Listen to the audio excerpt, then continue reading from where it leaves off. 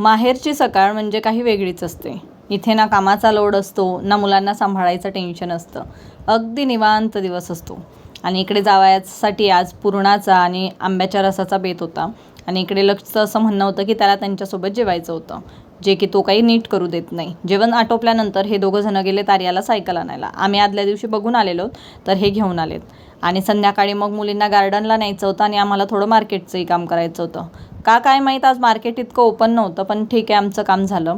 लक्षसाठी काही ड्रेसेस आम्ही बघितलेत आणि तोवर मम्मी पप्पांनी मुलींना गार्डनला खेळवलं. त्यानंतर आम्ही हॉटेलला पोहोचलोत आणि ऑर्डर वगैरे दिली. तोवर मुली आणि मम्मी पप्पाही आलेत.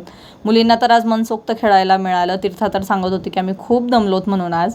तर इतकं त्यांना खेळवलं आज मन भरेपर्यंत.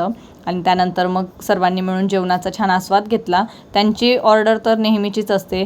तीर्थाचं तर ठरलेलं असतं की तिला तेच आयटम हॉटेलला आलं म्हणजे खायचं असतं. तर असा गेला आमचा दिवस.